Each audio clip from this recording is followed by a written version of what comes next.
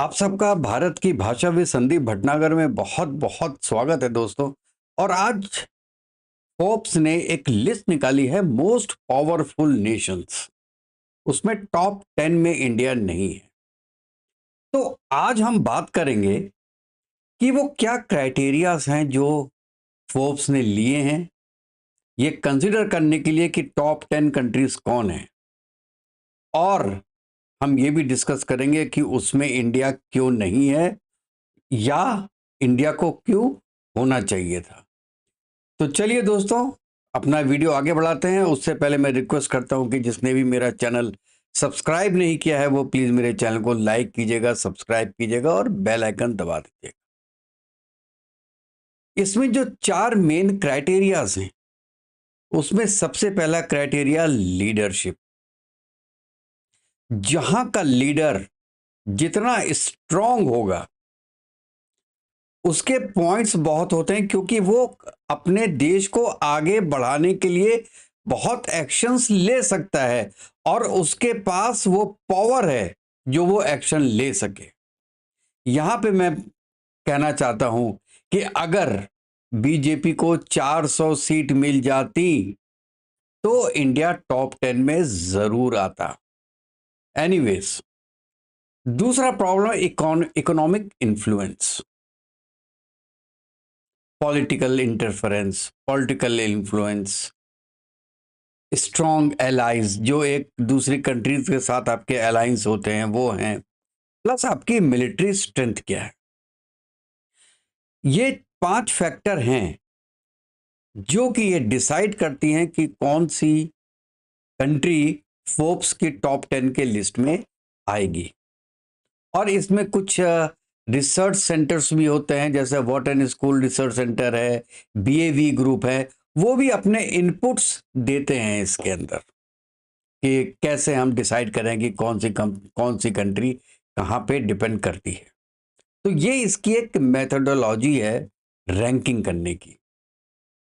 और इसमें मैं आपसे ये कह देना चाहता हूं कि जितनी भी फैक्टर्स मैंने बताए हैं इसके अंदर इंडिया कहीं पर भी टॉप 5 के नीचे नहीं आता है। चाहे वो लीडर स्ट्रेंथ देख लीजिए, इकोनॉमिक पावर देख लीजिए, पॉलिटिकल इन्फ्लुएंस देख लीजिए, उनके अलायंसेस देख लीजिए और मिलिट्री कैपेबिलिटीज देख लीजिए। ये जितने भी फैक्टर हैं इसमें इंडिया को 100% टॉप 10 में होना चाहिए था। अब हम एक एक करके जल्दी जल्दी थोड़ा डिस्कस करते हैं टॉप 10 की। पहला जो टॉप पे है that is of course United states of America, जिसकी जीडीपी तो आप जानते हैं 30 ट्रिलियन डॉलर्स है। पॉपुलेशन उसकी करीब 35 करोड़ है, करीब है। उसकी जो स्ट्रेंथ्स है ना वो है टेक्निकल डोमिनेंस, दुनिया जानती है, फाइनेंशियल पावर, मिलिट्री सुपरमिटी। ये 3-4 चीजें ऐसी हैं जो कि उनको एक टॉप की कंट्री बनाती है। और आज की डेट में तो इनका लीडर इन्फ्लुएंस भी है। सेकंड आपकी चाइना। चाइना की करीब 20 ट्रिलियन की जीडीपी है। पॉपुलेशन तो आपको पता है कि करीब 140 करोड़ की है। और उसका की स्ट्रेंथ क्या है कि that is a factory of the world. ठीक है। और नेचुरल है, बेल्ट एंड रोड इनिशिएटिव भी है, एआई भी है, 5G भी है, अब तो आई मीन डीप सीक भी है। क्या क्या चीजें बताएं। सो आई मीन, और अब ज्यादातर कंट्रीज का जो चाइना है वो लार्जेस्ट ट्रेडिंग पार्टनर ही है। तो ये उसके प्लस पॉइंट्स हैं, इसलिए उनको सेकंड पॉइंट दिया गया है। थर्ड रशिया को दिया गया है। I am not sure why. GDP इसकी 2.2 ट्रिलियन है, जस्ट लगभग हाफ है इंडिया की। पॉपुलेशन इसकी 14 करोड़ है, इंडिया के साथ कंपैरिजन नहीं है, इंटू 10 कर दो इंडिया का। मिलिट्री पावर है, लेकिन 2 साल हो गए अब तक यूक्रेन को नहीं हरा पाए। एनर्जी डोमिनेंस उनकी एक्चुअल है, लेकिन वाकई में देखा जाए तो एनर्जी डोमिनेंस आज के दिन में नहीं है। अगर यूएस एक्सप्लोर करना शुरू कर दे तो।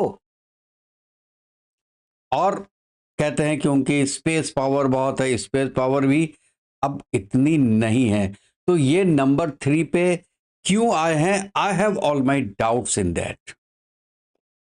और रशिया के जो कहते हैं लीडर की स्ट्रेंथ बहुत है, इन्फ्लुएंस बहुत है, लेकिन उनका रिलेशंस पूरे वेस्ट के साथ तो खराब है, यूएस के साथ तो खराब है। कुछ ही तो कंट्रीज हैं, नॉर्थ कोरिया, पाकिस्तान, चाइना और इंडिया, उन्हीं के साथ इनके संबंध अच्छे हैं, नहीं तो किसके साथ हैं? पुतिन जी के संबंध अच्छे, इनको टॉप 3 में रखा गया है। मुझे कोई बताए, मुझे कमेंट्स में लिखिएगा कि क्यों किया गया है। अच्छा, फिर उसके बाद आता है यूनाइटेड स्टेट्स। इसकी जीडीपी इंडिया से कम है, 3.7 ट्रिलियन है, पॉपुलेशन करीब 7 करोड़ है। और इसका क्या है, that is I mean is the financial hub, लेकिन that should not be the whole thing. इनके पास लीडर कहाँ हैं आज की डेट में? लीडर को तो वो आपका क्या नाम है उसको, एलन मस्क, वो दिन भर गालियां देता रहता है। वहां पे कोई लीडर ही नहीं टिक पा रहा है। पिछले 6-7 महीने में 3 तो प्राइम मिनिस्टर चेंज हो गए। क्या लीडरशिप है वहां पे? ऊपर से और आई मीन अलग अलग चीजें वहां पे चल रही हैं, चाहे अलग अलग आई मीन जो आपको पता है कि जो पॉपुलेशन का इस समय डिसबैलेंस वहां पे हो रखा है। और उसके बारे में बैरोमैन ने भी बोला है, एलन मस्क ने भी बोला है, और क्या नाम है उनका, जेडी वेंस ने भी बोला है। तो आई मीन ये सब चीजें चल रही हैं वहां पे यूनाइटेड किंगडम में। तो मैं तो समझ में नहीं आ रहा है कि ये इंडिया से ऊपर कैसे है। हाँ, उसके बाद आता है जर्मनी। जर्मनी की जो जीडीपी है वो इंडिया से ज़्यादा है, 4.9 है करीब, पॉपुलेशन भी करीब 9 करोड़ है। और इसकी इनिशिएटिव क्या है? इसका एनर्जी इनिशिएटिव्स हैं और इसका प्रोडक्शन है बेसिकली, ये इसकी है। और ईयू लीडरशिप आज की डेट में इनके पास है, तो ये उनकी बहुत बड़ी स्ट्रेंथ है और इनको टॉप 10 में तो होना चाहिए था, ये मैं मानता हूँ। उसके बाद साउथ कोरिया।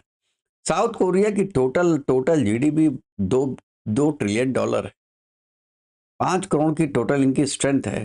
टेक्निकल जो इनोवेशन करते हैं, सैमसंग होता है, एलजी होता है, ग्रीन एनर्जी है, ग्लोबल अलायंसेस हैं, ये सब तो इनका ठीक है। लेकिन ये टॉप 10 मोस्ट पावरफुल कंट्रीज में कैसे आया, या मैं कहूं इंडिया से ऊपर कैसे आया? I am not sure on that. उसके बाद नेचुरल है फ्रांस होगा, इसकी भी जीडीपी 3.28 ट्रिलियन डॉलर है और पॉपुलेशन इसकी 7 करोड़ के करीब है। डिजिटल ट्रांसफॉर्मेशन है, ग्रीन एनर्जी है, ईयू लीडरशिप है, ये सब चीज़ें इनकी है। इंडिया के साथ राफेल का हो रहा है, डिफेंस कोलैबोरेशन हो रहा है, न्यूक्लियर एग्रीमेंट्स हैं, ये सब चीज़ें इनकी हैं और ये टॉप 10 में हैं। उसके बाद आता है जब जापान। जापान की टोटल जीडीपी 4.39 है और पॉपुलेशन इज अराउंड 13 करोड़। और ये बट नेचुरल है कि जो स्ट्रेंथ्स हैं वो टेक्नोलॉजी है, ऑटोमोबाइल्स है, एआई है, सेमीकंडक्टर है, ये सब इसकी ग्रोथ है। अब 12 नंबर में आता है ये नेक्स्ट नंबर में आता है Saudi Arabia, is 9th number. Saudi Arabia की टोटल जीडीपी 1.1 ट्रिलियन है, 1/3 ऑफ इंडिया। पॉपुलेशन 4 करोड़ की है। आप देखिए 150/4 करके आप उसको कीजिए तो 30-35 गुना कम है। और क्या है उनके पास? ऑयल रिजर्व्स केवल करीब 280 बिलियन बैरल्स इनके पास है, ऑयल रिजर्व्स हैं।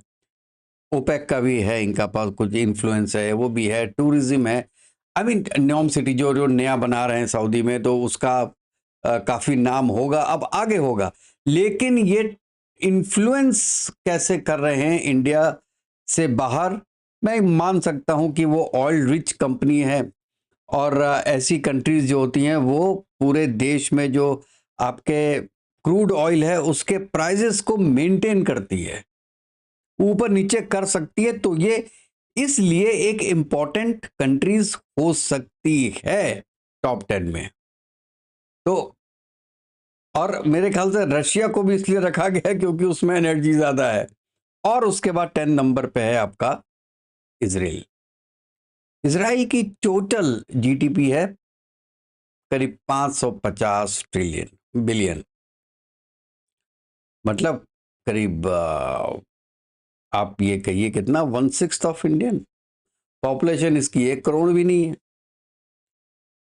की स्ट्रेंथ्स कई ज्यादा है इसकी, इनोवेशन है, साइबर सिक्योरिटी है, डिफेंस है, फलाना ढिमाका है इसका। लेकिन आज की डेट में ये पावरफुल इसलिए है क्योंकि यूएस इसके साथ है, नहीं तो टॉप 10 में आप बताइए इसके आने का क्या रीजन है। अगर अमेरिका आज के दिन में इजराइल के साथ नहीं है तो इजराइल कभी टॉप 10 में आ सकती है।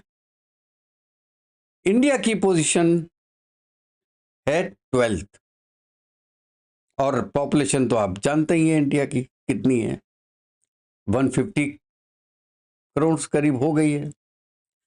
अब दोस्तों हम यहां भी ये बात करेंगे, हम टॉप 10 चीजें आपको बताएंगे कि इंडिया को इसमें क्यों होना चाहिए था, और ये क्यों जो टॉप 10 फोर्ब्स ने किया है ये मेरे समझ में नहीं आया है। एक, इंडिया की जीडीपी कितनी है, करीब 4 ट्रिलियन है, और उन्होंने अभी कुछ दिनों में सरपास किया है यूके को और फ्रांस को।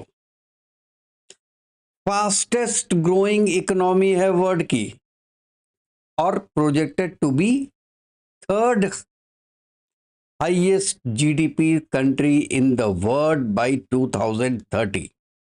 तो अगले 5 साल में, अगले 5 साल में भी थर्ड, मतलब इंडिया, यूएसए और चाइना के बाद इंडिया हो जाएगा। चौथी सबसे बड़ी पावरफुल मिलिट्री है ग्लोबली। अब वो आपने देखा होगा ना, ये ग्लोबल फायर पावर इंडेक्स, उसमें भी 4th नंबर पे इंडिया आया है, जिसमें पाकिस्तान 12th नंबर पे आया है। इनके पास न्यूक्लियर कैपेबिलिटी है, एडवांस वेपन्स है, इंडिजिनस जितना काम चल रहा है, मेक इन इंडिया का, तेजस का, ब्रह्मोस का, और क्या चाहिए, अब तो फाइटर जर्सी बनाने लगे थे। तो इसके बावजूद ये टॉप 10 में नहीं है भाई साहब, 4th पावर है। और मैं एक रीजन बनाता हूं कि इसका बहुत रैपिडली टेक्निकल ग्रोथ जो इंडिया में हो रही है, और इसमें क्या है, स्पेस एक्सप्लोरेशन जो इंडिया ने किया है। आप देख सकते हैं, चंद्रयान है, अब गगनयान जाने वाला है, ये सब जो मिशंस हैं, आईटी है, एआई है, सबसे बड़ा डाटा सेंटर बन रहा है, रिलायंस बना रहा है जामनगर में। और क्या चाहिए भैया टॉप 10 में आने के लिए, टेक्नोलॉजी आपके पास। अच्छा, दूसरा आपका डेमोग्राफी है, आपके पास 1.5 बिलियन लोग हैं, वर्ल्ड की सबसे बड़ी एजुकेटेड मैन पावर आपके पास है साहब। तो आपका से पूरे वर्ल्ड में है। जो यूके का प्राइम मिनिस्टर हिंदू हो सकता है, यूएसए में इंडियन ओरिजिन की लेडी चाहे चुनाव हार जाए लेकिन प्रेसिडेंट के चुनाव पे खड़ी हो सकती है। कनाडा में आज के दिन में एक हिंदू लेडी का बहुत नाम आ रहा है, रूबी डाला का, जो कि नेक्स्ट प्राइम मिनिस्टर बनेगी। तो ये एक इन्फ्लुएंस नहीं है, यह चाहे डायरेक्ट इंडिया का इन्फ्लुएंस नहीं है, लेकिन कहीं ना कहीं बैक में होता है कि हाँ ये मेरा कंट्री है, मेरे पेरेंट्स यहाँ के हैं, राइट। तो आपको थोड़ा सा उसमें एडवांटेज मिल जाता है, एडवांटेज इन द सेंस कि आपका इन्फ्लुएंस बढ़ जाता है। और इन्फ्लुएंस कैसे बढ़ता है कि अगर आप सही हैं तो आदमी सही बोलेगा, ये नहीं होता कि आप सही हो और अगला आपको गलत बोल रहा है। कम से कम इतना एडवांटेज तो जरूर मिल जाता है दोस्तों। और एक का आपकी पॉलिटिकल, मैंने शुरू में बोला था, लीडरशिप, डिप्लोमेसी, हमारे जयशंकर साहब is a, we are part of G20, BRICS, Quad, SCO, और relations, we are keeping very balanced relations with West, Russia, Global South, I mean you name the countries. Only exception जो है वो पाकिस्तान है। पाकिस्तान को छोड़ के वर्ल्ड की कोई ऐसी कंट्री नहीं है जिसके साथ इंडिया का किसी ना किसी तरीके का कोई रिलेशन ना हो, और वो भी अच्छे सेंस में। Even China now, China is coming to India's grip now. और क्या चीज चाहिए टॉप 10 में आने को भाई साहब? इंडिया कुछ सालों में ग्लोबल मैन्युफैक्चरिंग हब बन जाएगा, मेक इन इंडिया का जो इनिशिएटिव है मोदी जी का, उससे। और ठीक है, आज के दिन में एप्पल इंडिया में बन रहा है, टेस्ला के इंडिया में आने की बात हो रही है, सैमसंग अपनी फैसिलिटी पूरी फैसिलिटी इंडिया में शिफ्ट कर रहा है, माइक्रोसॉफ्ट यहां पे कहता है कि करीब $20 बिलियन वो लगाएगा अगले 10 सालों में। What else you required sir? आपका 15% जो एप्पल के फोन्स हैं आज की डेट में इंडिया में बन रहे हैं, और अगले 5 साल में ये 25% तक हो जाएगा, then it will go to around 50%। What else you need to be on top 10 साहब? और अच्छा, दूसरा, आपके दूसरे कंट्री से अलायंस जो मैंने अभी आपसे बात किया था, किसी कंट्री के साथ खराब नहीं है। Very very close ties with US, France, Russia, Japan. आप किसी कंट्री का आप पूरा जो है वो ग्लोबल साउथ ले लीजिए, सबके साथ इंडिया का डिफेंस पार्टनरशिप है, ट्रेड है, और एनर्जी सिक्योरिटी है। जितनी भी चीजें आप बोलेंगे वहां पर अवेलेबल होंगी इंडिया के साथ, उनके जो टर्म्स हैं आजकल कंट्रीज, एक्सेप्ट पाकिस्तान।